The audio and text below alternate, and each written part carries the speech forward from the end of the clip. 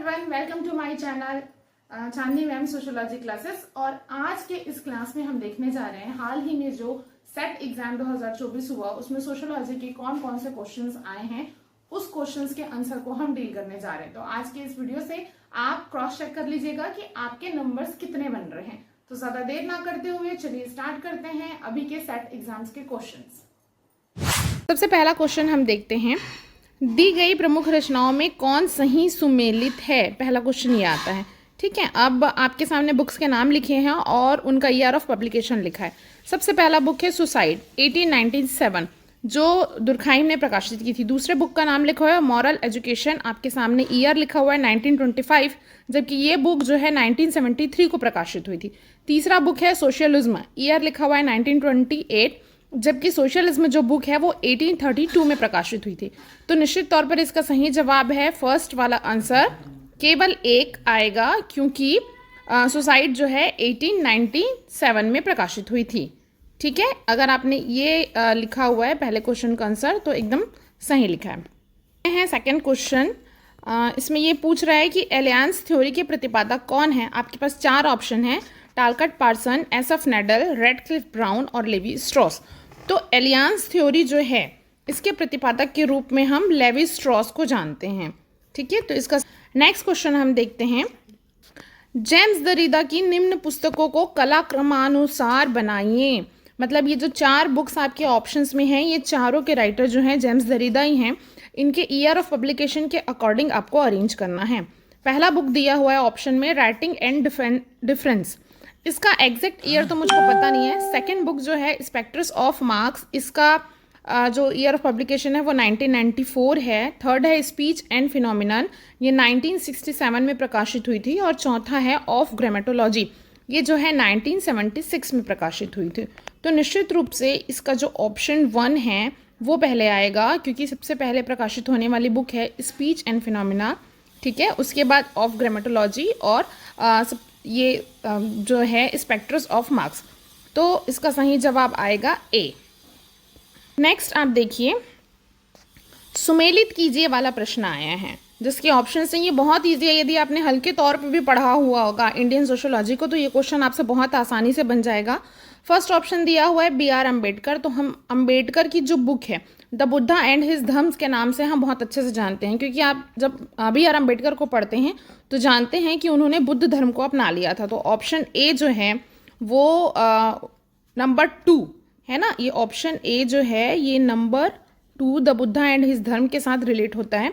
Second option है राधा कमल मुखर्जी। तो राधा कमल मुखर्जी कभी भी आता है कहीं पर भी तो डायरेक्ट आपको वैल्यूज़ की ओर जाना है ना। द डायमेंशन ऑफ वैल्यूज़ जो है किताब, ये राधा कमल मुखर्जी से संबंधित है। थर्ड आप देखेंगे M.N. श्रीनिवास। तो डेफिनेटली M.N. श्रीनिवास जो है वो विलेज की बात करते हैं, इंडियाज़ विलेजेस हो गए। अब इरावती कर्वे आ रहे हैं, तो इरावती कर्वे ने जो युगांत लिखा था, ठीक है, वो बहुत फेमस है। तो ये इसका सही जवाब है। तो सही आंसर इसका क्या होगा, चार ऑप्शंस में से मैंने तो आपको पूरा बता दिया, आप कमेंट करके बताइए कि सही आंसर क्या होगा। इसका सही आंसर आता है ऑप्शन ए। ये बहुत इजी क्वेश्चन था आप लोगों के लिए। ठीक है, नेक्स्ट हम देखते हैं अगला क्वेश्चन जो आया है सेट एग्जाम में है कि निम्न में से कौन सही सुमेलित नहीं है। मतलब जो सही सुमेलित नहीं है वो आपको बताना है। ठीक है, ऑप्शन दे रहा है विल्फ्रेड परेटो सामाजिक क्रिया सिद्धांत। ठीक है, विल्फ्रेड परेटो का क्या सामाजिक क्रिया के साथ सिद्धांत है ये आपको बताना है। ऑप्शन बी दे रहा है G.H. मिड प्रतीकात्मक अंतःक्रियावाद। तो G.H. मिड को हम प्रतीकात्मक अंतःक्रियावाद के नाम से ही जानते हैं। थर्ड ऑप्शन है कार्ल मैनहिम और उनके सामने लिखा हुआ है नृजाति पद्धति शास्त्र। तो जब कभी भी नृजाति पद्धति शास्त्र की बात होती है ना तो हमारा ध्यान तुरंत गारफिंकल की ओर जाता है। ठीक है, मैं आपको बता रही हूँ। लास्ट ऑप्शन आप देखेंगे अल्फ्रेड सूज जो प्रघटना शास्त्र। तो बिल्कुल अल्फ्रेड सूज जो है वो प्रघटना शास्त्र के नाम से जाने जाते हैं। G.H. मिड जो है वो प्रतीकात्मक अंतःक्रियावाद के लिए जाने जाते हैं। लेकिन जब नृजाति पद्धति शास्त्र की बात होती है तो आपके सामने गारफिंकल की बात आती है। वो सही है, गारफिंकल को ही हम नृजाति पद्धति शास्त्र के जनक के रूप में जानते हैं। लेकिन यदि आप डिटेल में पढ़ेंगे ना तो गारफिंकल ने जो नृजाति पद्धति शास्त्र को उठाया था, उसको डिस्क्राइब किया है, उसकी स्टार्ट जो नींव रखी है वो कार्ल मैनहिम के द्वारा ही रखी गई है। और कार्ल मैनहिम के सिद्धांत को गारफिंकल जो है आगे लेकर गए थे। तो कार्ल मैनहिम और नृजाति पद्धति शास्त्र वाला जो जवाब है वो बिल्कुल सही है। अगर यहाँ पर गलत है तो विल्फ्रेड परेटो और सामाजिक क्रिया सिद्धांत, क्योंकि सामाजिक क्रिया का सिद्धांत किसका है आप बताएं। सामाजिक क्रिया का सिद्धांत जो है वो मैक्स वेबर का है। तो यहाँ पर अगर कोई सुमेलित नहीं है तो ऑप्शन ए विल्फ्रेड परेटो सामाजिक क्रिया सिद्धांत से सुमेलित नहीं है। इसका जवाब आएगा ऑप्शन ए। ठीक है, नेक्स्ट क्वेश्चन हम देखते हैं। टालकट पार्सन निम्न में से किसके लिए जाने जाते हैं? टालकट पार्सन किसके लिए जाने जाते हैं? टालकट पार्सन का बहुत बड़ा कंट्रीब्यूशन है सोशल एक्शन के लिए। उन्होंने सोशल एक्शन को डिस्क्राइब किया है। टालकट पार्सन को हम जानते हैं संरचनात्मक क्रियात्मक के लिए, स्ट्रक्चरल फंक्शनलिज्म के नाम से हम टालकट पार्सन को जानते हैं। ठीक है, और प्रकार्यवाद में मतलब फंक्शनलिज्म में भी टालकट पार्सन का बहुत बड़ा योगदान है। उन्होंने अपनी विचारधारा प्रकार्यवाद को लेकर रखी है। तो इसका सही जवाब आएगा डी, उपरोक्त सभी, कि हम टालकट पार्सन को इन सभी के लिए जानते हैं। सही जवाब है ऑल द एबव। नेक्स्ट हम देखते हैं, निम्नांकित में से कौन एक परीक्षणात्मक शोध का एक प्रकार नहीं है? यदि आपने मेरी एक वीडियो देखी होगी, अभी मैंने रिसर्च पे डिपेंड वीडियो बनाई थी, उसमें मैंने ये क्लियर लिखा हुआ है कि जब हम एक्सपेरिमेंटल रिसर्च की बात करते हैं ना, तो एक्सपेरिमेंटल रिसर्च को भी 3 भागों में बांटा गया है। ठीक है, जैसे सोशियोलॉजी में रिसर्च होता है ना एक्सपेरिमेंटल रिसर्च, जैसे लेबोरेटरी में रिसर्च होता है, वैसे ही सोशियोलॉजी में भी होता है। तो ये एक्सपेरिमेंटल रिसर्च के 3 पार्ट होते हैं। ठीक, इसका सही जवाब होगा पूर्व परीक्षण, क्योंकि इसमें ना पूर्व परीक्षण टाइप का कुछ बात होता नहीं है। एक्सपेरिमेंटल रिसर्च में जो 3 पार्ट हैं वो है कि पूर्व पश्चात परीक्षण होता है, पश्चात परीक्षण होता है और कार्यान्तर तथ्य परीक्षण होता है। ये तीनों क्या होते हैं, इसमें कैसे होते हैं, इसके लिए आप मेरी फुल वीडियो देख सकते हैं जाकर। ठीक है, तो इसका सही जवाब है पूर्व परीक्षण। ये एक्सपेरिमेंटल रिसर्च डिजाइन का टाइप नहीं है पूर्व परीक्षण। इसका सही जवाब आएगा ऑप्शन ए। नेक्स्ट देखते हैं, सामाजिक अनुसंधान में सामाजिक सूक्ष्मदर्शक यंत्र किसे माना जाता है? आपके पास 4 ऑप्शन है। एक है व्यक्तिगत अध्ययन, केंद्रित अध्ययन, जीवन इतिहास, सहभागी अवलोकन। ठीक है, तो 4 ऑप्शंस में से यदि आप चारों को बहुत अच्छे तरह से जानते हैं ना कि ये रिसर्च करने का कौन सा तरीका है, तो बहुत आसान क्वेश्चन था। देखो, केंद्रित अध्ययन क्या होता है? Focus study. आप किसी एक बेस्ड पर किसी एक पर केंद्र निर्धारित करके रिसर्च करते हैं। लाइफ हिस्ट्री क्या होती है? इसका भी मैंने वीडियो बनाया हुआ है। लाइफ हिस्ट्री वो होती है कि यदि आप किसी व्यक्ति के इतिहास के बारे में जानना चाहते हैं तो ये टूल यूज किया जाता है, लाइफ हिस्ट्री। सहभागी अवलोकन मतलब पार्टिसिपेंट ऑब्जर्वेशन क्या है कि जब आप रिसर्च करते हैं, ठीक है, और पूरी तरह से उसमें अपना पार्टिसिपेंट देते हैं, तो उसको सहभागी अवलोकन कहा जाता है। लेकिन जब हम व्यक्तिगत अध्ययन की बात करते हैं, ठीक है, केस स्टडी, तो केस स्टडी क्या होता है? आपका जो कोई एक टॉपिक है रिसर्च का, आप उसके बारे में एकदम सूक्ष्म और गहन अध्ययन करते हैं उसी के बारे में। वो कोई व्यक्ति भी हो सकता है, कोई टॉपिक भी हो सकता है, कोई सामाजिक घटना हो सकती है जिसका आप केवल एक ही टॉपिक का एकदम गहन और सूक्ष्मता से अध्ययन करते हैं, तो उसको सामाजिक सूक्ष्मदर्शक यंत्र कहा जाता है, केस स्टडी को। तो इसका सही जवाब आएगा ऑप्शन ए, केस स्टडी। ठीक है, नेक्स्ट देखते हैं, सामाजिक परिवर्तन के सिद्धांत और समर्थकों में कौन सा विकल्प गलत है? ठीक है, ये सामाजिक परिवर्तन का जो सिद्धांत है और उनके समर्थकों में गलत कौन सा है?